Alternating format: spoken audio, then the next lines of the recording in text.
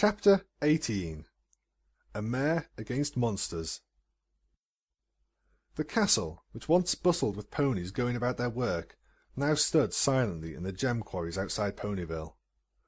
Wind whistled through the empty halls, flitted through the windows, and at times made it sound like the old castle was singing some sad, lonesome, wordless chorus in attempt to draw back the ponies who had once given it purpose. Only one soul remained within the stone walls, a single resident who continued to haunt the halls like a restless spirit. At the moment, Nightmare Moon sat still in a throne like a statue, looking out across her empty throne room. It had been 1 week of silence and solitude, 1 week since she had freed the children of Nightmare and removed the cursed blessing that Nexus had infected them with. 1 week where she had barely tended to her own needs. She had eaten and slept, but had done little else. Her coat needed washing, her eyeshadow had faded and needed to be reapplied, and her armour had grown dull without its usual polish. A chiming clock in a distant hall alerted Nightmare Moon to the hour, and without moving a hoof or feather, she called on her magic. Her horn glowed, and the sky began to mark the age-old progression from night to day. The moon set, the sky lightened, the stars faded, and the sun began its flight into the heavens. The sun's light filtered through the broken windows to fall on Nightmare Moon's coat, and its warmth filled the throne room. A beautiful day was dawning over Equestria, but Nightmare Moon took little notice of it. She was numb to the world, trapped in her own mind. Shutting her eyes, Nightmare Moon thought back to the moment when the deed had been done. She had gathered all the children of Nightmare in her castle courtyard, even Spell Nexus. While the worst of his infection had been destroyed, enough still lingered to make him like any other cultist, blindly obedient and loving. Still, his continued loyalty served a purpose. She had him gather all of the others, and when she was sure that every cultist and blessed pony was accounted for, she acted to remove the blessing. She spoke to them, told them that they were going to receive a blessing like they had never felt, and once they closed their eyes, she let her mane engulf them. She put them to sleep just as she had done to Spell Nexus. Then once they were no longer conscious, she let her mane pass through their bodies to attack their infections. It had taken time, but she removed every blessing. Some infections were worse than others, and some infections fought back. In the end, however, she freed every pony. Afterwards, she undid the spell that had been keeping them asleep, and for a time thereafter they all just lay there as if dead. Then some began to rise, to open their eyes and look around. Nightmare Moon had smiled at the first signs of movement. The ocean of turquoise that had looked at her before was now a rainbow of colours. Browns, yellows, pinks, blues, greens, greys, ambers, magentas. But no other eyes matched hers. She alone had the turquoise irises. The children of Nightmare were bewildered. Some didn't know where they were or how they had gotten there, but their memories began to flow back. One by one they remembered, and soon they were all staring at her, fear and resentment dancing in their eyes. Nightmare Moon met those gazes for a time, but then turned her back to the crowd and offered a few words with a voice that was strong but not threatening. "I have returned to you, ponies, your freedom. Those who wish to stay may stay, and those who wish to leave may leave. I will hold no ill will against those who want to go back to their friends and family." After making her proclamation, Nightmare Moon used her magic to open the castle gates. She then just sat there and listened. She began to hear hooves moving against the ground and wings flapping in the air. She heard the sounds of ponies leaving, not just a few at a time, but in droves. She sat and listened until all was silent again, and only then did Nightmare Moon dare to look around to see who had remained. As she had expected, there was no pony left. Not a soul had remained. But what sensible pony would want to stay to serve a tyrant and a monster? It all ended with Nightmare Moon turning to the one pony who had remained, the one pony she had called to be a witness to what she had done. She had summoned the mayor of Ponyville to the castle, and now that she had freed the children of Nightmare, she gave the mayor a written message and instructions on what was to be done with it. After that, Nightmare Moon slipped into the now empty castle and shut the doors behind her. It was just another painful memory to join Nightmare Moon's growing collection. She felt a single tear stream down her cheek as she cracked open her eyes, looking across the room with a half-open gaze. She had been such a fool. Even if she would forever be remembered as Nightmare Moon, she was done. She would no longer be queen, and would only serve Equestria as the one who raised and lowered the sun and moon. She knew it would be better if she just released the royal sisters and resigned herself to their judgment. Equestria would be better off with the sisters back and her gone. For all she had done, Nightmare Moon knew what she deserved. She deserved to be sent to the moon, perhaps never to be free again. On more than one occasion she had begun to undo the spell that held Celestia and Luna captive. She had tried to free them. She had tried to find the courage to accept the consequences for what she had done. She had tried to fix her last remaining mistake. She couldn't do it. She had been trapped within the moon for 1,000 years, trapped in cold loneliness. When the sisters were freed, she would be banished to the moon once more, but this time it would be so much worse. She would not have her hatred to distract her, and the chill of solitude would sting far worse. Her happy memories, which carried with them warmth and laughter, would burn like salt in an open wound. They would taunt her with the life she had so foolishly thrown away. The worst part was that if she ever were able to return from the moon, she would return to a world where she knew no pony except the royal sisters. She would never be able to see her friends again, never again be able to embrace Twilight. She would be alone, and she would still be hated. Maybe that is what she deserved. But she didn't want to go back to the moon. Nightmare Moon ruminated on her own weakness, only to be drawn out of the vicious cycle of emotions and thoughts. Her keen hearing picked up on distant hoofsteps, a single echoing sound amid the castle's painful silence. They were drawing closer, and from the sound of the hoofsteps it sounded like the pony was running. Nightmare Moon did not linger to meet the pony. Instead, she became a cloud and drifted up to the ceiling. She hid amongst the glinting gems that elegantly depicted the nighttime sky and waited for the pony she expected to see. Every morning since the children of Nightmare had been freed, Twilight Sparkle had come to the castle. She would call out for Nyx and wander the hall for hours. She would only give up in the early afternoon, when her empty stomach forced her to retreat back to Ponyville. Nightmare Moon yearned to answer Twilight's call, but her guilt was too great. She could not face Twilight, not when it was her magic keeping Celestia and Luna trapped in the sun and moon. It was better if Twilight just forgot about her, and that was why Nightmare Moon hid. Twilight was searching for Nyx, but Nightmare Moon knew there was no Nyx to be found. The hinges of the throne room doors creaked as they opened, and the sound of hoofsteps echoed across the interior of the throne room. Nightmare Moon expected it to be like the previous mornings. Twilight would arrive and start calling out to her. Yet when the owner of the hoofsteps called out, it wasn't Twilight's voice Nightmare Moon heard. It was far different, a smoother voice that spoke in rhyme. When Nightmare Moon dared to look, she saw it was no pony who had come looking for her, but instead a zebra. "Where in these halls do you hide, Nightmare Moon?" Zecora shouted. "I must speak to you about impending doom." Nightmare Moon debated answering Zecora's call for a moment. Twilight might have become sneakier and sent another pony in her place. Zecora, however, seemed honestly worried. So Nightmare Moon called on a little spell that would make it seem her voice was coming from everywhere in the room at the same time. That way, Zecora wouldn't know where she was hiding. "What is it?" "Restlessness grows in the forest ever free. The monsters are moving amongst its trees. Their hungry bellies groan and grumble. They march this way, making the ground rumble. I was forced to flee their advance, but I fear Ponyville has no chance." "The monsters are leaving the ever-free forest?"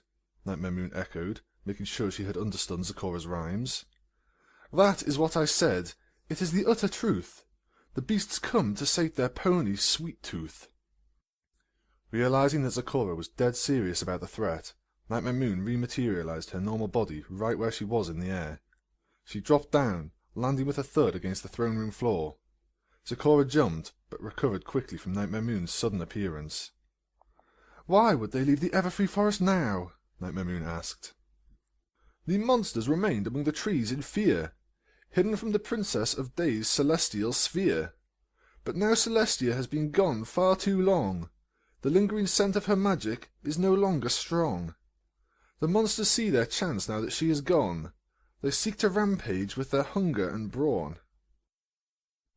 Nightmare Moon lowered her gaze, cursing to herself quietly. Just another thing she had done to cause pain to the ponies. Equestria would have been better off if she had never been resurrected. It would be safe, and she wouldn't have to deal with the painful guilt that twisted in her chest. "I'm sorry. This is my fault." "I did not come to watch you wallow, Nightmare Moon, nor to pour verbal salt into your still fresh wound," Zecora said firmly. "I came here to speak and persuade, to ask our once dark queen for her aid." Nightmare Moon turned away from Zecora and began to walk back to her throne. "What do you expect me to do? I am Nightmare Moon. I don't fight against monsters. I am one." Zecora ran around to Nightmare Moon's side. Despite the difference in stature, Zecora stood firm and spoke with a scolding tone. "You are a crying child, and that is putting it mild." Nightmare Moon arched her head back like she had just been slapped in the face. Did Zecora just call her a crybaby? Nightmare Moon wasn't sure, but she furrowed her eyebrows all the same. "Do I look like a filly to you?" "You can say nay all day, and can protest what I say, but you act like a filly who wet the bed. You have done everything to hide your head. You brought back the sun and freed your cult, but that does not make you an adult. You keep the royal sisters locked away, to avoid the punishment for stealing the day. Celestia and Luna you should have released, before Ponyville was beset a horde of beasts." "Have you ever been sealed in the moon?" Nightmare Moon asked, her voice rising to a shout. "All you can do is watch the world spin in cold solitude.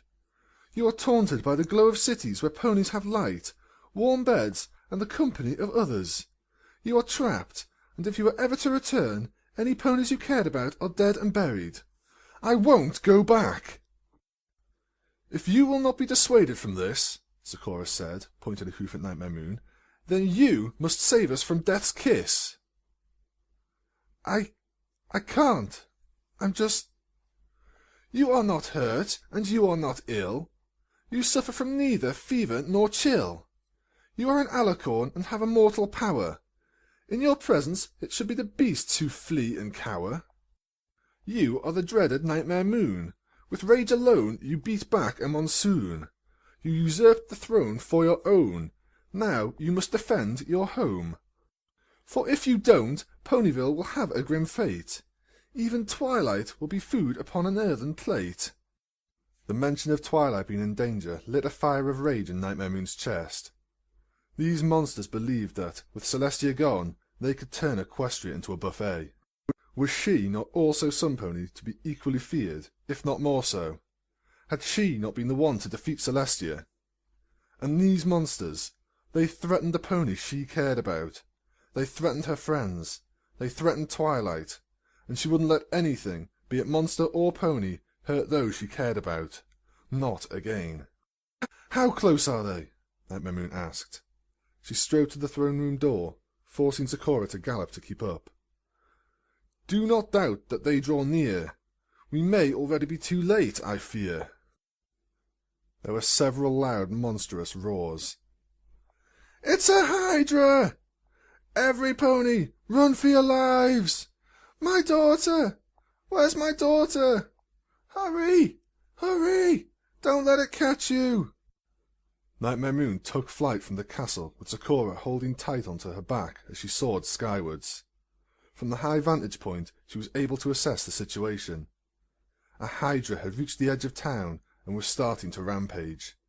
It snapped at the ponies who were currently panicking in the streets and crushed anything that stood in its path. No other beast from the Everfree had reached Ponyville yet, but Nightmare Moon could see at least 2 more Hydras moving through the trees towards the town. The multi-headed monstrosities were infamous for enjoying the taste of ponies. Having seen all she needed to see, Nightmare Moon folded her wings and dropped out of the sky like an attacking hawk. She plummeted, waiting until the last moment before spreading her wings again. She slowed her descent enough that she landed with a firm thud against the stone of Ponyville streets, though she remained on her hooves and unhurt. "Get as many ponies as you can to the castle. It is the safest place right now," Nightmare Moon told Zecora as she kept her eyes focused on the Hydra in the distance. I will direct all I can and ask them to pass the word. To the castle all of Ponyville will be spurred, Zecora replied. She jumped down from Nightmare Moon's back before starting to shout at any pony who would listen. In but a few moments, the flow of panicked crowd was redirected. The populace of the town raced to the protective embrace of Nightmare Moon's castle. As Zecora began the rough evacuation, Nightmare Moon took flight again. She surged towards the Hydra. 3 of the monstrosity's 4 heads were snapping at ponies running through the streets. One head, however, had some ponies cornered in an alleyway. A grey Pegasus and a purplish filly unicorn, both with straw-blonde manes. Ditsy-Do was doing her best to shield her daughter, Dinky, from the huge Hydra head that was licking its lips mere feet in front of them. Ditsy-Do would normally have flown away and carried her daughter to safety, but one of her wings was ruffled, a sign she had been injured. The injury was not bad enough that she couldn't fly, but flying quickly was out of the question. She wouldn't be able to pick up Dinky and get away before the monster snapped its jaws down on them. The Hydra head moved in a little closer, grinning at its first pony meal of the day. Ditsy-Do took an anxious step back, but otherwise held her ground. She had her wings spread and her body lowered. She was trying to look as strong as possible, a natural defense instinct, even though she had no chance of scaring the monster away. Licking its lips one final time, the Hydra decided it waited long enough. It brought its head back, the muscles in its neck coiling and tensing as it opened its jaw wide. It was mere seconds from striking out, from enjoying the taste of a pony for the first time ever. Yet before it could attack, something dropped down on the Hydra's head, smashing its jaw into the ground. The thing that had landed on the top of the Hydra was Nightmare Moon. She had dropped out of the sky like an anvil, using her own weight and momentum to smash the Hydra's jaw into the ground. It was at best a small diversion, but that's all she needed. "Are you two okay?" Nightmare Moon asked as she glanced over her shoulder and levelled off.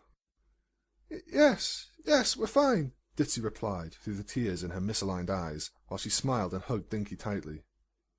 "Can you fly and carry her?" Ditsy nodded. "Yes." "Then go with every pony else and fly to the castle. It's the safest place right now." After quickly picking Dinky-Do up in her legs, Dixie took off from Nightmare Moon's back. The pair flew a bit before Ditsy turned to look back and offer a thank you to Nightmare Moon. She, however, looked back just in time to see the Hydra below stretching out one of its heads. In a single, swift motion, it snapped its jaws down around Nightmare Moon, swallowing her whole. Ditsy froze in mid-air, not wanting to believe what she had just seen. The Hydra head that had eaten Nightmare Moon was smiling stupidly, licking and smacking its lips as it enjoyed the lingering taste in its mouth. The other heads glared at the first, with fiery jealousy, obviously wishing they had gotten to enjoy the rare delicacy. Yet after a few moments, all 4 heads of the Hydra stood up straight. Nauseated expressions formed on their faces, and each head let out a short burp. With each belch, a cloud of indigo, star-speckled smoke appeared. The 4 clouds, once free of the Hydra's mouth, quickly flew away, swirled together, and rematerialized into Nightmare Moon. Nightmare Moon looked down at the Hydra with cold, merciless glare, and her voice seethed with anger. "Did you just try to eat me?" The Hydra backed up nervously and whined, its 4 heads looking at one another, debating a hasty retreat. Nightmare Moon, however, didn't give it a chance to escape unscathed. Her eyes flashed to life, and from her mane, small bolts of lightning surged out in rapid succession. They struck the ground around the Hydra's feet, and the monster quickly began to jump around, trying to keep its toes from being shocked. This lasted for a few seconds, before the Hydra turned and fled in the direction of the Everfree Forest. Still, Nightmare Moon was not satisfied until she sent one final bolt of lightning shooting through the air to strike the Hydra on the base of its tail, causing it to yelp. Ditsy-Do almost didn't dare to approach Nightmare Moon after that. The display of power made her want to just turn tail and flee with her daughter. Despite this, she dared to fly closer and ask, Your Highness?" "You don't have to call me that," Nightmare Moon said as she turned to face Ditsy-Do. "I am not your queen any more. Now, are you okay?" We're fine," Ditsy said, though she couldn't help but hold her daughter tighter. "What about you? That Hydra ate you like you were a bite-sized muffin." "I'm fine," Nightmare Moon assured her. "Now, you need to get to the castle. It's the only safe place right now." Not wanting to argue, Ditsy-Doo bowed respectfully and turned to leave. Dinky-Doo also offered a thank you. She twisted around in her mother's legs so she could smile and wave. The small gesture brought a smile to Nightmare Moon's face, and she couldn't help but wave back. It was a short-lived moment. The sound of crashing trees and wood drew Nightmare Moon's attention back to the task at hoof. In the time Nightmare Moon had spent fighting the first Hydra, the rest of the creatures were coming out of the Everfree Forest and had reached Ponyville. There were Hydras, Cerberus, Scorpios, but the worst that Nightmare Moon could see were the Lupus Miners racing through the streets of Ponyville. "Horse feathers! There are too many to fight one at a time," Nightmare Moon cursed to herself. She flapped her wings and began to circle above Ponyville while assessing the situation. She could easily handle any of the monsters one-on-one with the full extent of her magic, but while she was fighting one, the other monsters would have free rein to attack, injure, and eat other ponies. If she was going to save as many ponies as possible, she needed to fight all the monsters at once. She'd need to draw their attention away, so the residents of Ponyville could flee. But she couldn't be in that many places at once. Or could she? For a moment, Nightmare Moon remembered how she had infiltrated Celestia's castle, how she had become a whole group of soldiers. She could divide herself, divide her magic, and face down every monster at the same time. It would let her protect the most ponies. Yet there was a danger to it. The more Nightmare Moon divided herself, the more vulnerable she would be. Her strength, resilience, and immortality were caused by the sheer amount of magic she, as a full-blood alicorn, could contain. It meant she had more than enough magic to divide herself, but the more she divided herself, the weaker and more vulnerable each piece would be. It would not only put her at a great disadvantage against the monsters, but if her clones got too badly hurt, or if too many of them fell, she could easily get herself... For a moment, Nightmare Moon hesitated. She wondered if it was really smart to make herself that vulnerable. Her ears continued to pick up on the panicked screams and sounds of destruction. The ponies. They needed her help. She made up her mind. Shutting her eyes, Nightmare Moon called on her magic, drawing it to its peak. She then began the quick but delicate process of subdividing her magic, and thus herself. "Come on, this way!" Rainbow Dash called out. She waved a hoof as she led a group of panicked ponies through Ponyville. The group followed their directions to a T, rounding a corner and continuing their panicked gallop into the centre of town. A few more directions from Rainbow Dash, and the group of ponies was running up the road to the castle.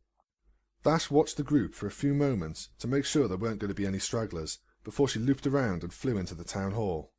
Soon after Zecora had been dropped off by Nightmare Moon, she had met up with Twilight, who immediately took it upon herself to organise the evacuation of Ponyville. Twilight called on her friends for help as she saw them. The 6 ponies and 1 zebra were now doing everything they could to ensure every pony got out safely. Rainbow Dash landed beside Twilight, who was currently looking over a table. On it was a map of Ponyville along with several lists. Twilight was holding one of the lists magically and using a pencil to check something off as Rainbow Dash said, "Okay, I found every pony on Horseshoe Street and got them out. What's next?" "I need a fresh scouting report," Twilight said without looking up from her work, much like a field general commanding her troops. "Fly up and see where all the monsters are, so we know what streets we need to clear next." Rainbow Dash snapped her hoof up in a momentary salute before zipping skywards. With her trademark speed, she was soon high above the town and looking across the panic-stricken Ponyville. She began taking a quick mental note of where the monsters were. It was a bad situation. The 2 Hydras still hadn't gotten too deep into town, but the other monsters were starting to spread out into areas that hadn't been evacuated. Rainbow Dash saw 1 Cerberus getting close to the clinic, where Applejack and Rarity were working to help evacuate the patients. The 3-headed, black-furred, red-eyed size of an elephant dog lumbered through the streets, sniffing at the ground, following the thick scent of ponies. That Cerberus wasn't alone. There were other 3-headed dogs on the prowl around town, and they were spreading quickly. Not only that, there were Scorpios too. Like the Ursa Minor, the Scorpios were constellation beasts, magical in nature, and obscenely huge. The key difference was, while the Ursa Minor was bear-like, the Scorpios were like scorpions, and they had a preference for having ponies for breakfast. The Scorpios were crawling across the Ponyville buildings, using their claws and tails to try and strike at ponies who still lingered in the streets, while smashing anything in their way. However, The most frightening things attacking the town were the lupus miners, constellation wolves. They weren't big monsters. The lupus miner was about the size of an average pony.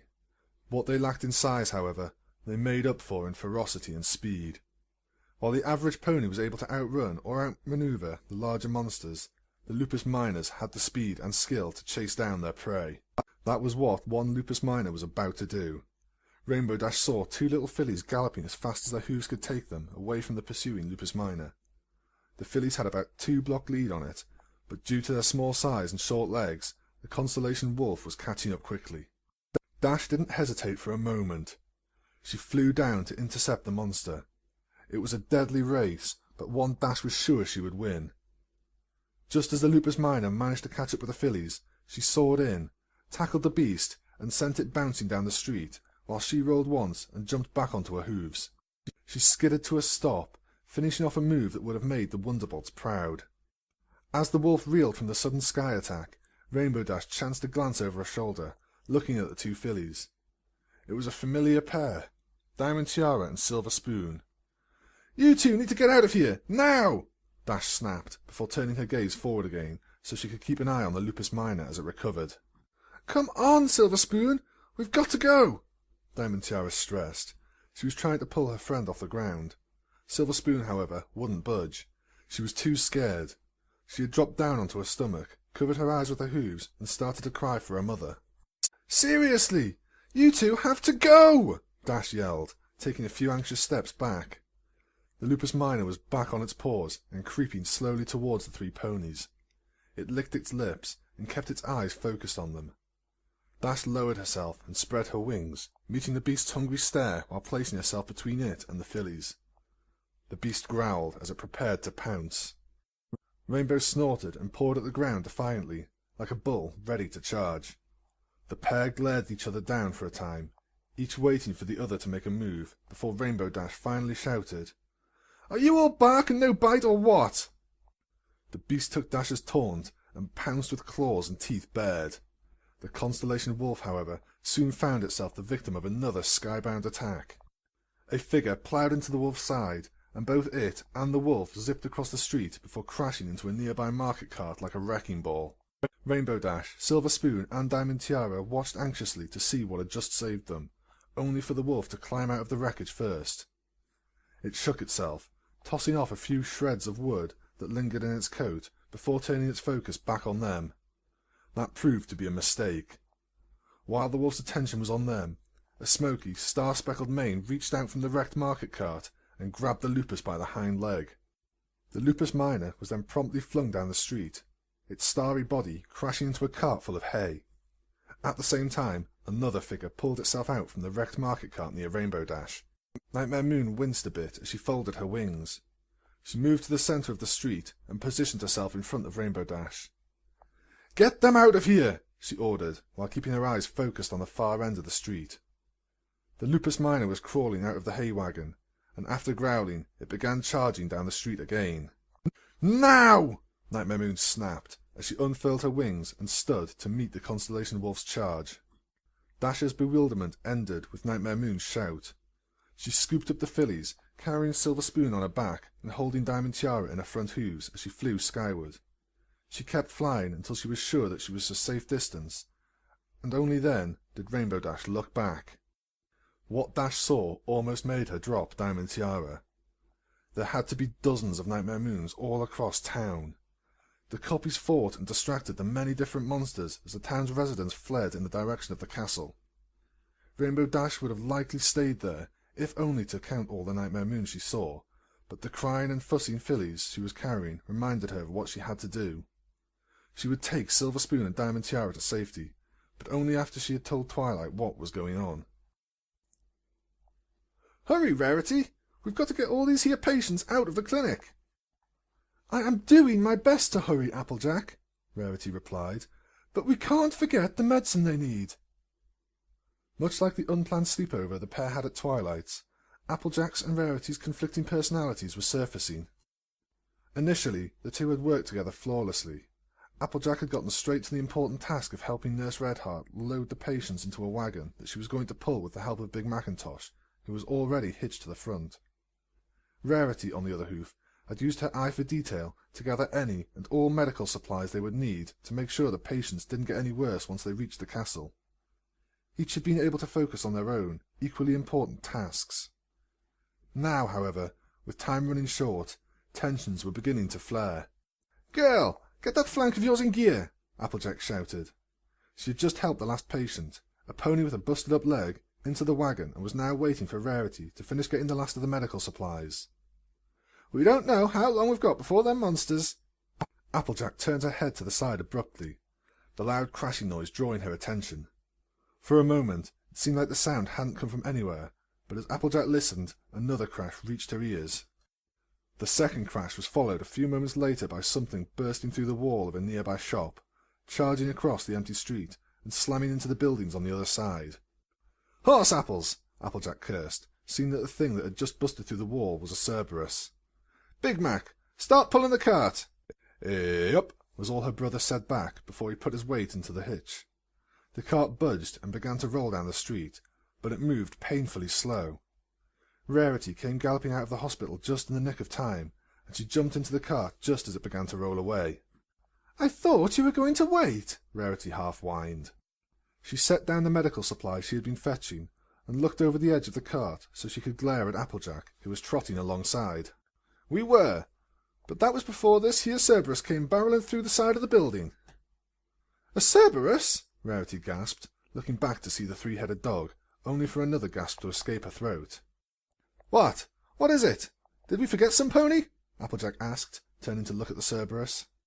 That was when she noticed that the Cerberus hadn't just barreled through the side of the building because it felt like it. The beast had been fighting with something, and it had tackled it through the building before slamming it with bone-shattering force against the wall on the far side of the street. It was this same something that now lay limply on the ground, and it looked awfully familiar. "What in the hay is Nightmare Moon doing here?"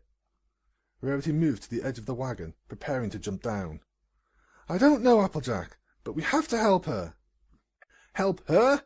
Why exactly should we help her?" Applejack shouted as she skidded to a stop. Rarity jumped from the cart, and after a graceful landing she trotted over beside Applejack. "Because," she began, as she used her magic to gather some banners from a nearby business, "she needs our help. Or perhaps you would like to tell Twilight that we let Nyx get eaten." Rarity's sentence became punctuated with a small, magical pop as she transfigured the banners into a strong, sturdy length of rope. Applejack opened her mouth to protest, but after a few moments she cursed and stomped her hoof. Shoot, you're right. Still, I'll be the one doing the helping. You go with Nurse Redheart and make sure them injured and sick ponies get to the castle safely. I'll do my best to help out here." "And you promise you'll be okay?" Rarity asked. "Take it from the element of honesty. No overgrown mutt's going to get the better of this rodeo pony. Besides, they need you more than I do." Rarity nodded and set the rope on the ground beside Applejack. "All right, but do be careful." "I will," Applejack replied. She watched Rarity run to catch up with the cart before looking back down the street at the Cerberus. She lifted a hoof to her head and gave her hat a gentle tap to make sure it was secure before she tied the rope Rarity had made around her tail. Once she was ready, Applejack took a moment to focus herself. She took a single, deep breath and released it before galloping down the street. As she ran, she began working and spinning her tail, forming her lasso into a perfect circle in the air above her. Nightmare Moon was lying limply on the ground next to the wall she had been smashed against, and the Cerberus was just about to dig into the first pony meal it had ever gotten the chance to enjoy. Its centre head reached out, fangs dripping with saliva. Applejack didn't let the monster get a taste of her. She tossed her lasso, and the loop of the rope soared around the centre head's muzzle. Applejack then stopped, took the rope in her teeth, and pulled, causing the lasso's loop to shrink. The rope forced the Cerberus's mouth shut, and before the beast could properly react, Applejack pulled hard on the rope, turning the beast away from Nightmare Moon. With she and the Cerberus now facing one another, Applejack resumed her galloping charge while keeping her rope in her teeth. The Cerberus also charged, its attention now fully focused on the pony who dared to attack it. The centre head of the beast still had its jaw shut tight by the lasso, but the creature's other two heads were more than willing to bite down on Applejack if given the chance. Applejack wasn't about to give the monster that opportunity. When the Cerberus was close enough, Applejack leapt into the air. The timing of the jump allowed her to put momentum to good use. She landed on top of the Cerberus's centre muzzle and jumped off it like it was a springboard. The second jump allowed her to land on the Cerberus's back, where Applejack proceeded to spin around and bite down hard on a rope. She then pulled back, drawing the rope taut and using it to keep herself on the monster. "Come on, little doggy! Let's see how you do against a rodeo mare!" Applejack grunted out around the rope in her teeth, and the Cerberus was more than willing to put her to the test. It began to buck like a rodeo bull, trying its best to dislodge the pony who was standing on its back. It was a fight the Cerberus was destined to win. While it bucked and tossed for several seconds, the Cerberus's centre head struggled against the rope around its muzzle. The rope held for a time, but eventually the strain proved too much and it snapped. With the lasso broken, Applejack lost the one thing she had to keep herself anchored to the monster. The next time it bucked, she was thrown several feet upwards. She tumbled head over hoof through the air like a rag doll, catching glimpses of the sky and the ground below. She flailed her legs, and with enough effort was able to right herself just as she began to fall back towards the ground. She looked down to plan her landing, only for fresh panic to rise in her chest. The Cerberus appeared to be smiling as it positioned itself beneath Applejack. It opened its jaws and began waiting patiently for the meal that was about to be dropped right onto its waiting tongue. However, in fighting Applejack, the Cerberus had forgotten about the opponent it had been contending with earlier. Nightmare Moon charged down the street and threw herself into the Cerberus's gut like a hoofball linebacker. The three-headed beast stumbled, whining from being hit in the stomach and having the air knocked from its lungs. Nightmare Moon, however, didn't continue her assault. Instead, she looked up, and with careful positioning, she caught Applejack on her back. "Are you okay?" Nightmare Moon asked. I reckon I am," she replied as she tried to stand up on Nightmare Moon's back. Applejack, however, put her hoof down on a tender spot, causing Nightmare Moon to wince and grit her teeth. "But it looks like you aren't," Applejack added. She jumped down to the ground so that she wouldn't hurt Nightmare Moon any more. "It's nothing, just a bruised rib." "Bruised rib? Now wait an apple-picking minute. I thought you were like the princesses, and aren't they immortal?" "We're immortal because of the amount of magic inside us, but right now I've split myself and my magic amongst a number of copies. Each is still fairly powerful, but with my magic divided as it is, I am more vulnerable.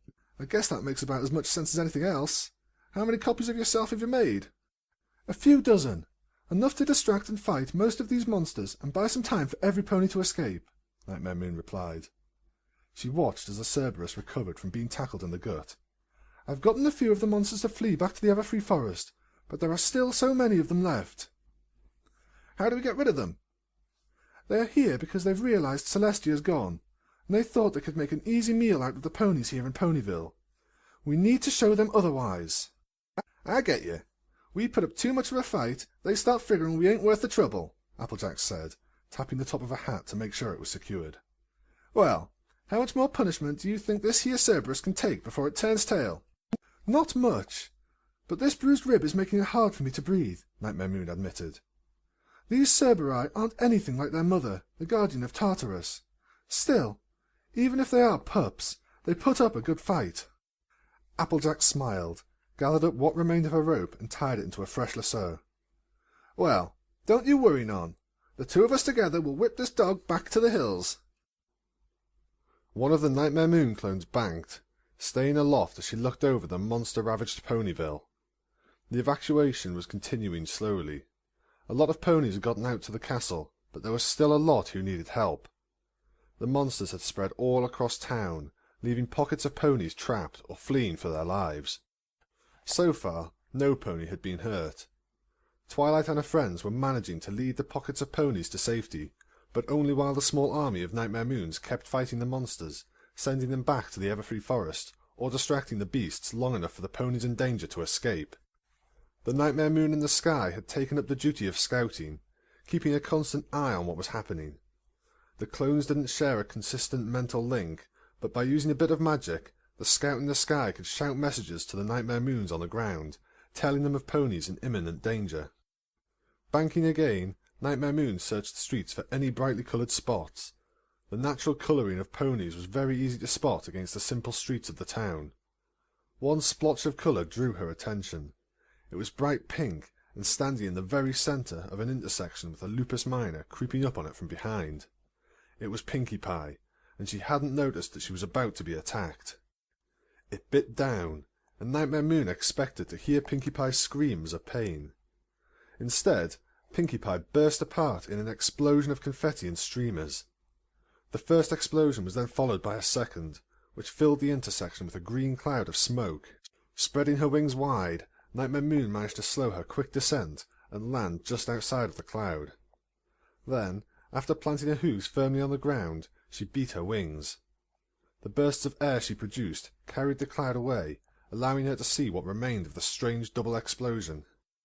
The lupus minor was passed out on the ground, fast asleep. What Nightmare Moon had believed was Pinkie Pie was actually one of the training dummies from the castle's guard room.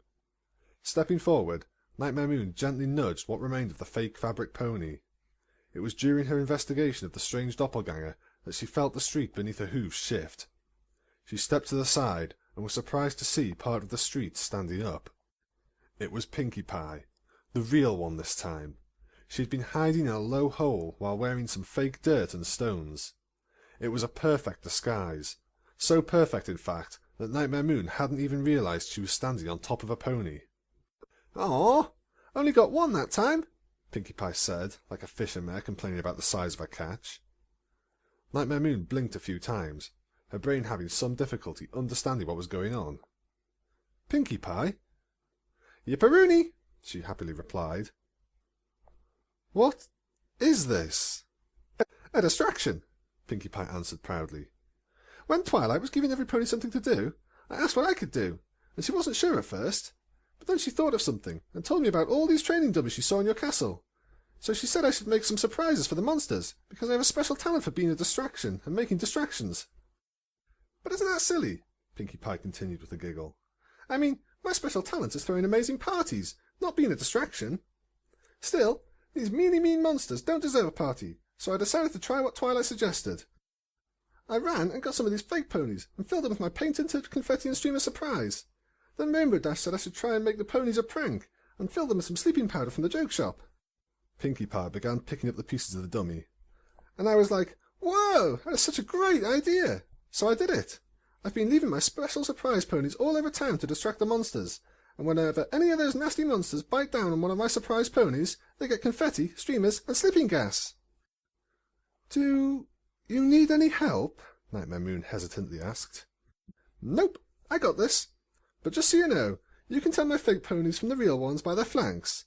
None of my surprise ponies have their cutie marks.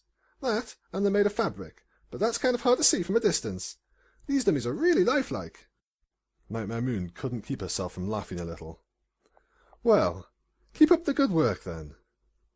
"You too, Queen Nixie," Pinkie Pie chirped before running down the street with the remains of the exploded dummy.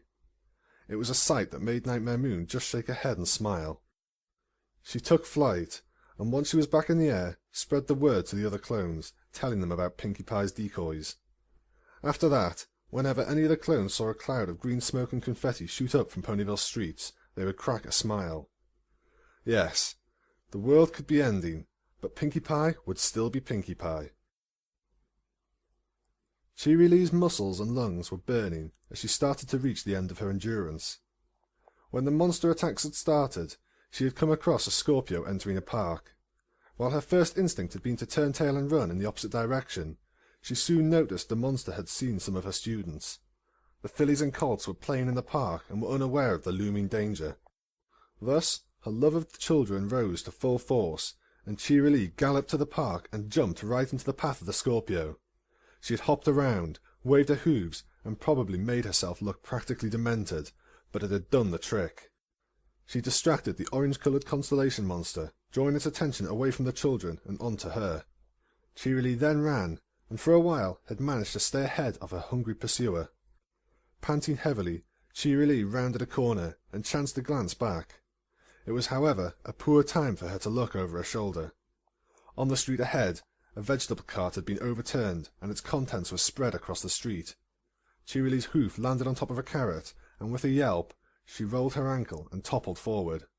She hit the ground hard, and the impact knocked the wind from her lungs and made her vision swim. Knowing what was pursuing her, she forced herself back onto her hooves, and attempted to continue fleeing. She, however, winced the moment she put weight down on her front right leg.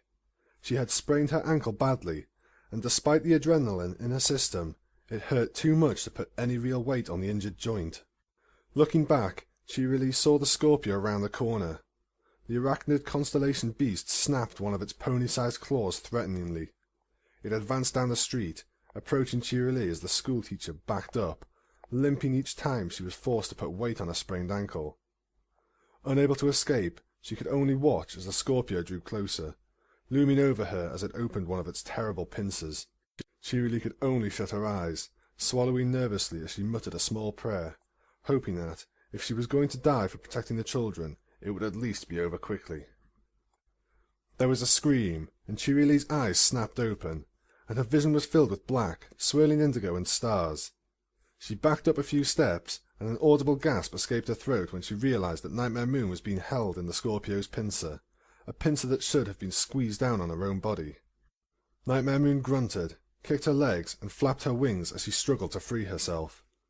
The Scorpio was bewildered for a moment to find such a large pony in its grip, but then its mouth began to clatter eagerly. It drew Nightmare Moon close, preparing to take its first bite from her. Not eager to be eaten twice in one day, Nightmare Moon called on her magic. With a sharp snap, a small bolt of lightning struck the creature where the pincer joined its arm. The joint sizzled and turned black under the strike, and the Scorpio dropped Nightmare Moon with a pain-filled hiss before retreating back a few steps. Nightmare Moon managed to twist herself in the air enough to land on her hooves, and with her horn glowing, she grabbed hold of the Scorpio's tail. She lifted the constellation beast into the air and began to swing it around in a circle. Round and around she swung the Scorpio, building up momentum before releasing her hold on the beast. It flew through the air in a high arc like a well-thrown Olympic hammer. It flew clear of Ponyville and eventually crashed down back inside the distant Everfree forest, scaring a number of birds from the trees. "Don't you ever try and lay a claw on my teacher ever again!" Nightmare Moon barked at the beast, even though it was far out of earshot. She then fell to her knees, panting heavily as the few tremors ran through her body, signs that she was becoming acquainted with her latest injuries. Cheerily moved up beside Nightmare Moon the moment she dropped to her knees. She opened her mouth to ask if Nightmare Moon was all right, only to be interrupted by a similar question. Are you okay, Miss Cheerily?" Nightmare Moon asked. "Yes, I am. Thank you," she replied, though her voice was shaky, not from facing Nightmare Moon, but from how she was acting. The Queen she really knew was a monster. That's what all the old stories said. But a monster wouldn't have saved her from a Scorpio like that, or asked if she was okay while ignoring her own injuries. "Good. I'm glad I got here in time," Nightmare Moon said before taking in a deep breath. She then grunted, gritted her teeth, and forced herself back onto her hooves. She stumbled a few times and would have fallen over if Cheerily hadn't rushed to her side and lent what little support she could. Nix, you're hurt," Cheerily said. "We need to get you to Nurse Redheart and—" "There's no time," Nightmare Moon replied, just as she was finally managing to stand on her own four hooves. There are other monsters that I need to take care of, but first I need to make sure I get you to the castle." "But—" "I'll be okay, Miss Cheerily, I promise. Almost every pony has made it to my castle, and the monsters have started to flee back to the Everfree forest. At least the ones that I haven't tossed back out myself," Nightmare Moon reassured her. "It will be okay, but I can't rest yet. Now, you can't run anywhere on that ankle. I'll fly you to the castle, but then I have to go back out and help clear the rest of the monsters." With that, Nightmare Moon's horn glowed, and she lifted Cheerily up onto her back. While Cheerily obviously didn't like the thought of Nightmare Moon doing anything in her injured condition, she didn't protest. She instead just gave a thankful smile and a nod and did her best to stay balanced on Nightmare Moon's back as she spread her wings and took flight. Nightmare Moon leaned against a nearby building, closing her eyes as she took a moment to rest. The fight for Ponyville was still being waged, and while the other clones of her continued to fight, this one copy needed a moment to rest. She had just beaten a Cerberus back to the Everfree forest, but the fight hadn't been one-sided. It had taken a lot to force back that one Cerberus, and if not for the building she was leaning on, Nightmare Moon would have been too weak to even stand on her own hooves. and if a predator is good at anything, it's sensing when its prey is weak. A low growl caused Nightmare Moon to open her eyes, and she saw that she was surrounded by a trio of lupus miners. Nightmare Moon strained, trying to find the strength to face these new enemies, but she couldn't. She was too tired. She needed more time to rest, though it was time the lupus miners were not going to allow her. Shutting her eyes again, Nightmare Moon hung her head. She had learned, during her time impersonating a troop of soldiers, that by cloning herself she made herself weaker, but she had also learned that the injuries the clones received didn't just go away.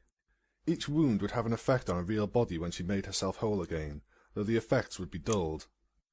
Major injuries on a clone would become minor injuries for her real body, but if a clone died... Nightmare Moon feared what that would do when she made herself whole again. She would be the first clone to fall, but that was okay. She guessed she, as a whole, could survive if a few clones were lost, though it would put her in a pretty bad shape when she became a single mare again. Still, if losing those clones meant she protected more ponies, then it was worth it in the end. Yes, losing one clone would be all right. She could stand losing one. The lupus miners seemed to sense Nightmare Moon's surrender. One licked its chops while the others sneered and inched closer. Their muscles began to tense. They were preparing to pounce on their injured prey. "Don't you dare!" Nightmare Moon's eyes snapped open, turning her head to the source of the voice. It was a voice that was strong, firm, and commanding, but it was one she knew. It was a voice that was normally soft and gentle, and it belonged to the most compassionate and gentle pony in Equestria. It was Fluttershy's voice. She was standing between the lupus miners and Nightmare Moon, and she was furious. "I don't care how many of you there are. I don't care how big your fangs are, or how sharp your claws are. You will not, I repeat, will not hurt her. You got that?" The lupus miners took an anxious step back, glancing between each other. One of the three wolves, however, found courage to face Fluttershy. It started to inch towards her, and it growled. Fluttershy, however, was unfazed. She turned her gaze upon the wolf, and opened her eyes wide. The orbs became as hard and cold as steel. The wolf froze up almost immediately, rigid as stone. It was the stare, and Fluttershy wasn't holding back. "Now!" Fluttershy began, as she stepped towards the wolf that dared to approach her until barely an inch separated her nose from its own. "You are going to take your two friends here, go back to the Everfree Forest, and I never want to see you in Ponyville again." The lupus miner wilted, whimpered, and glanced over at the other two Constellation wolves, who offered no support. "Well, what are you waiting for? Shoo!" With that simple word, the three Constellation wolves bolted and ran back towards the Everfree Forest with their tails between their legs. Fluttershy kept her hardened gaze fixed on the wolves until they were several blocks away, before she softened and allowed herself to return to her usual, caring nature. "You didn't have to do that," Nightmare Moon grunted out as Fluttershy turned around. "And you didn't have to help us fight back the monsters," Fluttershy replied with a gentle smile. She took flight and hovered in the air near Nightmare Moon's head. "But you did. And because of you, a lot of ponies are safe. I'm really proud of you, Nyx." Nightmare Moon looked away from Fluttershy, instead focusing on the ground. "Hasn't Twilight told you? I don't like being called Nyx." "Really?" Fluttershy asked. "She calls you that all the time." Nightmare Moon refused to meet Fluttershy's gaze for a time, but eventually she couldn't stop herself from looking up. "She does? Even after everything I've done and how I've treated her? Twilight still calls me Nyx?" Fluttershy nodded. "She still thinks of you as her Nyx. She thinks that, deep down, you're not a bad pony. And I'm starting to agree with her. You're not a bad pony, Nyx. You've just made some bad decisions." "Bad decisions? Now that's the understatement of the millennium," Nightmare Moon grunted. She groaned and struggled to ease her weight off the wall she had been leaning against. Her first try failed, but on the second, Nightmare Moon managed to stand without aid. Only then did she look back to Fluttershy. "Answer me this. How many bad decisions can a pony make before she is a bad pony?" "It doesn't matter how many. If a pony is willing to apologize and do what's right to fix her mistakes, then she's never a bad pony. You're a good pony, Nyx, And do you want to know why? Why? Because only a good pony would have come out here and faced down an army of monsters to protect the pony she cares about. You are kind, as always, Fluttershy, the kindest pony in Equestria. This time, however, you are being too kind. But I appreciate the words nonetheless, Nightmare Moon said, before sucking in a deep breath and spreading her wings. Now, I cannot ask you to keep the monsters away as I rest. I will retreat to the town square for now, and when my strength has returned, I will fly out again. There aren't many monsters left, Nyx. You should just rest and let us handle it. I cannot, and I will not let you put yourselves in danger fixing my mistake. This monster attack is my fault, and I will do whatever I must to set it right. Once I've caught my breath. Nightmare Moon took flight with those final words, and Fluttershy watched her join a few other clones before heading towards the centre of town. Fluttershy let out a sigh and shook her head. Oh, Nyx.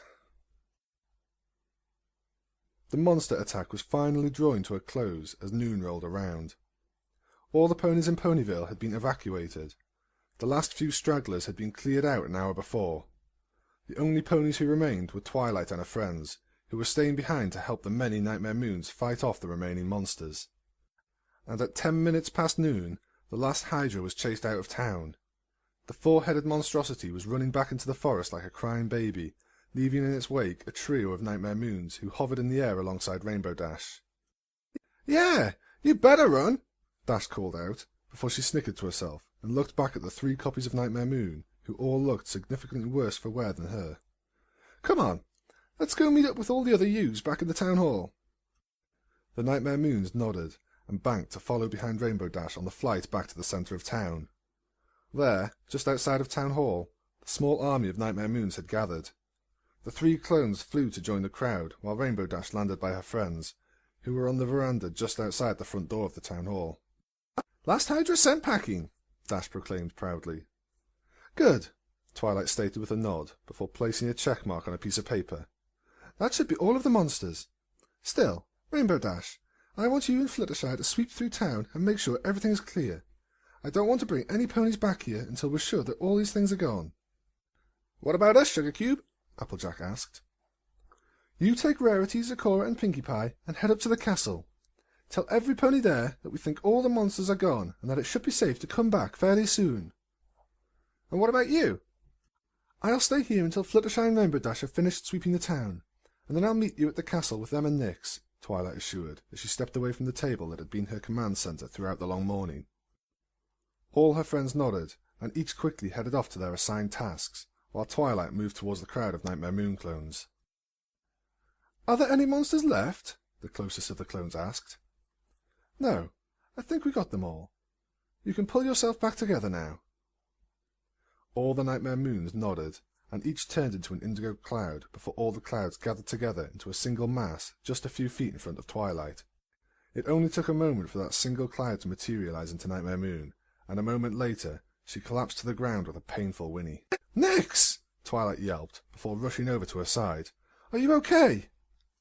Nightmare Moon coughed and struggled to pull herself off the ground. "I'm fine. It's just when my copies come back together. All my injuries my clones received are now affecting me." "All the injuries?" Twilight exclaimed, and Nightmare Moon just nodded before pulling herself off the ground. Now, every injury she had endured was clearly visible to Twilight, and it made her lift a hoof to her mouth in shock. Nightmare Moon's body was littered with cuts. She wasn't able to put weight on her front right leg, and one of her wings hung limply at her side. On top of it all, Nightmare Moon's breathing was laboured, as if every breath caused pain to shoot through her body. "We've got to get you to Nurse Redheart right away," Twilight said firmly. Nightmare Moon took a few gingerly limp steps away from Twilight. "No, I'll be fine. You'll need me here in case there are more monsters." "No, I'm sure we got them all. You should get to the castle and lie down before you—" "Twilight!" The shout drew Twilight's attention skyward, and she saw Rainbow Dash and Fluttershy flying towards her in a rush. "What is it?" she called up to them. "There's one left, a lupus, but it's way bigger than the others," Rainbow Dash shouted, while waving her hooves above her head. "Where is it?" "It's coming this way," Fluttershy answered, while pointing a hoof. Twilight turned her head in the direction Fluttershy was pointing, and felt the blood in her veins turn to ice. Charging down the street towards her and Nightmare Moon was a lupus, but it was not a lupus minor. No, this was a full-grown lupus major, a constellation wolf as large as Nightmare Moon and 4 times as ferocious as the smaller, younger lupus minors that had been terrorizing Ponyville. The beast barreled towards them like a runaway locomotive, closing several blocks distance at the speed that rivaled even Rainbow Dash's. The 2 Pegasi in the air were shouting for Twilight and Nightmare Moon to get out of the way, and Twilight couldn't deny her first instinct was to run. Then Twilight glanced over at Nightmare Moon. She was barely able to stand, and probably couldn't fly. There was no way she could get away, and Twilight wasn't going to leave Nightmare Moon alone with the wolf. She wasn't going to abandon her again. Unwilling to flee, Twilight furrowed her eyebrows and put herself directly in front of Nightmare Moon. She lowered herself down and began to call on her magic in preparation for a fight. She was, after all, a unicorn that had handled an Ursa Minor, and the Lupus Major, while more vicious, was a lot smaller. The Lupus Major was almost upon her, but Twilight was ready. She would wait for the creature to leap up, and then she'd catch it in a levitation magic and throw it back down the street. It wasn't easy to levitate things so big, but she knew she could do it. She wouldn't let an overgrown wolf lay a paw on her daughter. Twilight gritted her teeth as the lupus got close enough to pounce, and the constellation wolf threw itself into the air in a grand, arcing lunge. It was baring its fangs, and its claws were extended, ready to grab hold of Twilight and tear into her flesh. Twilight was just about to unleash a spell when a cloud of indigo shot past her, snapped at the wolf like a whip, and knocked it back several feet. "Get out of here!" Nightmare Moon ordered Twilight. "I'll handle this." "No, I'm not! This isn't a discussion!" Nightmare Moon bellowed as her mane flared. Before Twilight could shout another protest, the mane had lashed out and encased Twilight as well as Rainbow Dash and Fluttershy. Nightmare Moon's eyes glowed white, and 3 bright flashes emanated from inside her mane. She had sent the 3 mares away to safety. They were gone, and as Nightmare Moon panted from the exertion of magic, she turned her attention to the Lupus Major. It was slowly walking towards her with a murderous intent in its eyes, and she met its glare with her own. Twilight blinked, shook her head, and tried to grasp what had just happened. One moment she saw Nightmare Moon getting attacked, but then her vision had been blocked with Nightmare Moon's mane.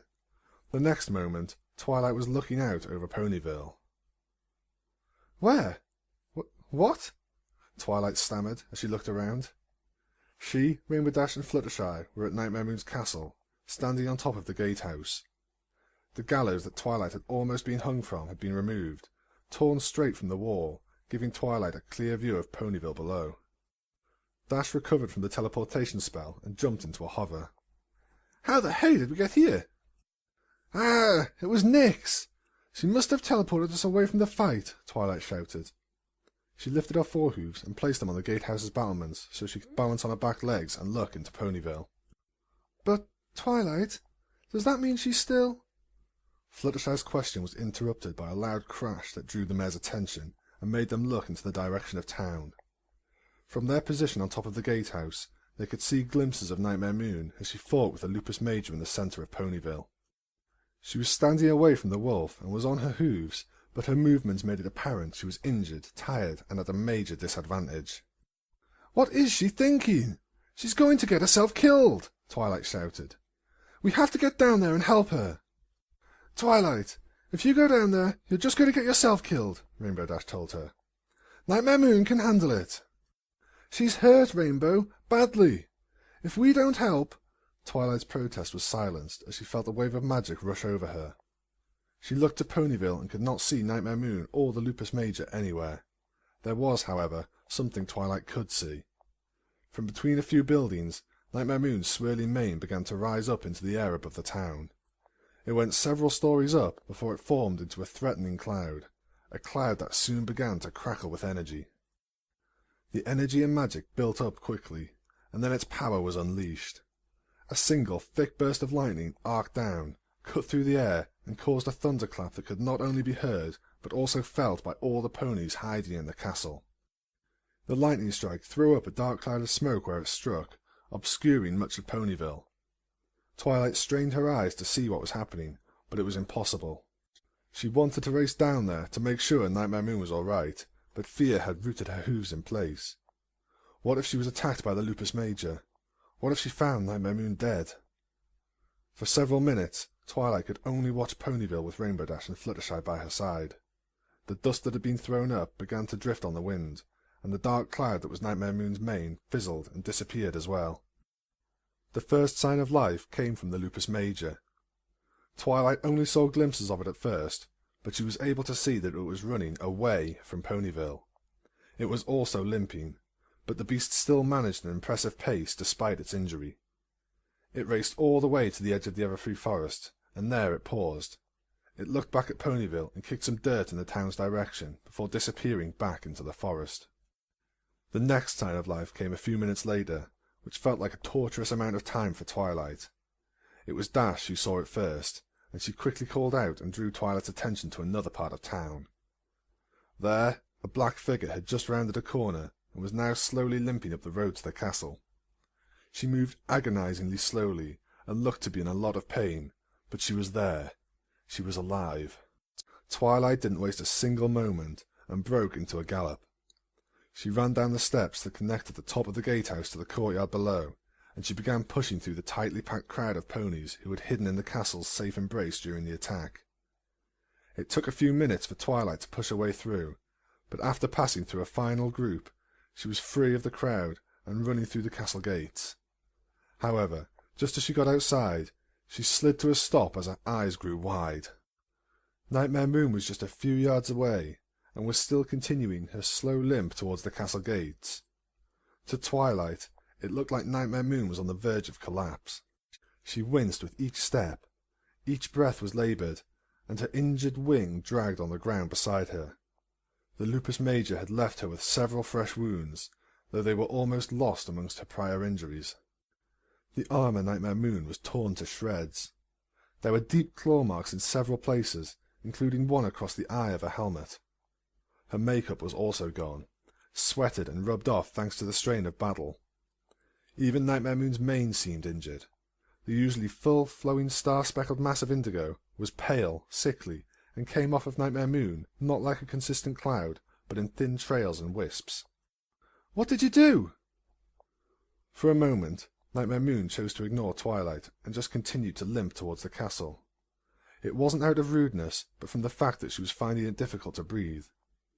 Once she had gotten a little closer, Nightmare Moon stopped, gasped a few times, and then was able to find her voice.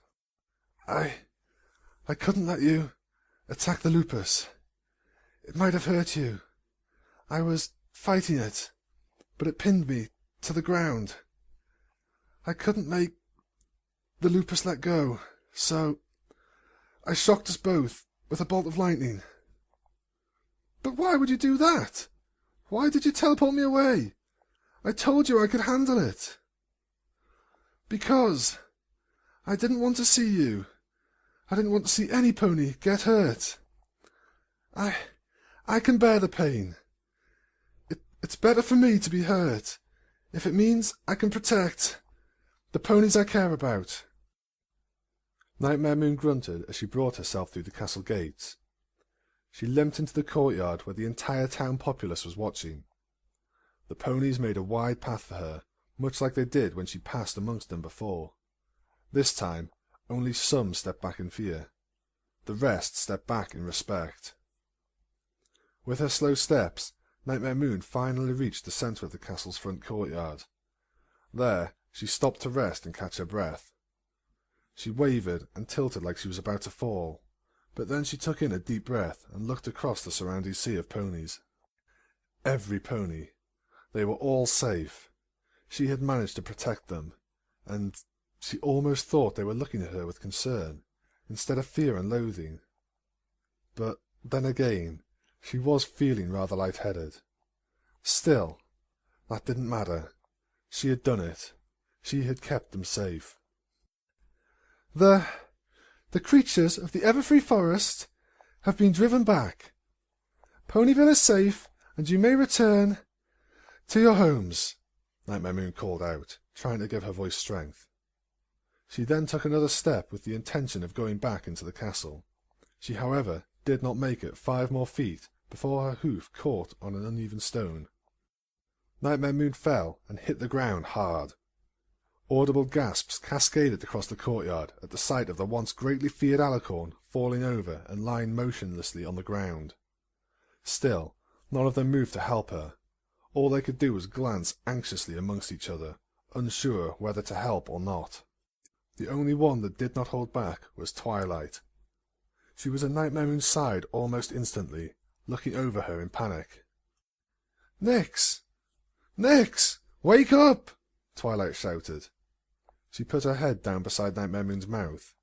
She was unconscious, and she was still breathing, but her breathing was weak. Twilight began to hyperventilate, nudging Nightmare Moon's head.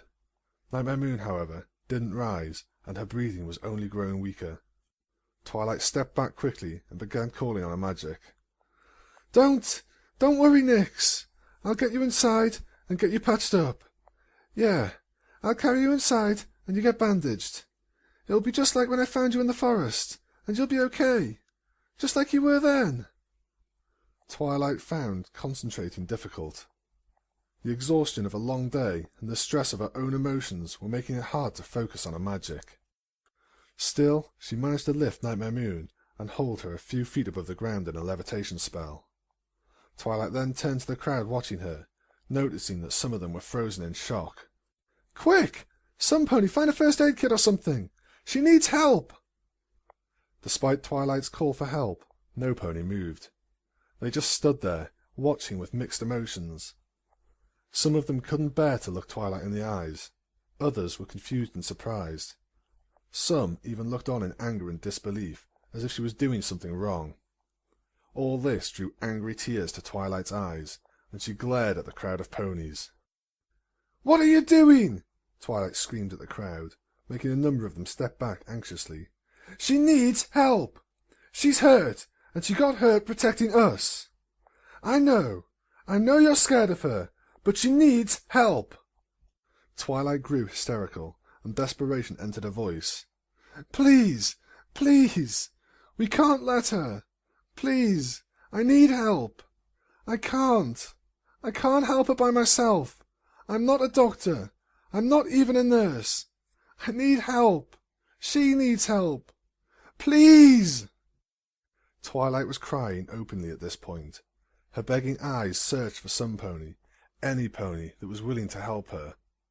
Those nearby, however, chose to turn away, unwilling or unable to meet her gaze, the gaze of a mother who was terrified she was about to lose her daughter. You monsters! She just saved you! Saved your children! Why won't you help?" Before Twilight could snap or break down, she felt a hoof on her shoulder. "Don't worry, Twilight. We're here." Twilight snapped her head around and smiled through the panicked tears on her face. Floating in the air beside her was Fluttershy, and she was offering a very gentle and reassuring smile. Behind her were other ponies willing to help. They had been behind her the entire time, always willing to help. Rainbow Dash, Rarity, Applejack, Pinkie Pie, Zecora, and other ponies had stepped out from the crowd. Nurse Redheart stood with saddlebags laden with medical supplies, and Cheery Lee was beside the others, carrying a first aid kit she had been using to tend to ponies with very minor injuries. It took her longer because she wanted to speak to her daughter first, but Ditzy-Doo also came up, ignoring her own injured wing. To top it all off, even Dr. Stable stepped forward from the crowd to offer his expertise. These were only the first. Other ponies started to step out of the crowd. Some Twilight recognized, others she didn't, but that didn't matter at the moment. They were there, willing to help her, to help Nightmare Moon. "We need to get her inside and start tending to her wounds," Dr. Stable told the growing group of ponies. "Twilight, continue to levitate her as gently as you can, and try to keep her as still and level as possible. Rainbow Dash, I need you to go back to the clinic in town. Find your way to the surgery room and open the big blue cabinet. Inside will be a large black bag. I need you to get that for me as quickly as possible." "You got it," Rainbow Dash said, before quickly zipping off towards Ponyville. Dr. Stable nodded and looked at every pony else. "The rest of you, help clear a path. We need to get her inside, now." The ponies nodded and went to work quickly. Most ran ahead and cleared a path to the castle doors. Others began doing anything and everything Dr. Stable needed. All the while, Twilight waited for her cue to move Nightmare Moon inside, and as she waited, she drew Nightmare Moon close. Twilight then leaned in and gently nuzzled Nightmare Moon's cheek. "You're going to be all right," Twilight assured her. "I promise, you're going to be all right."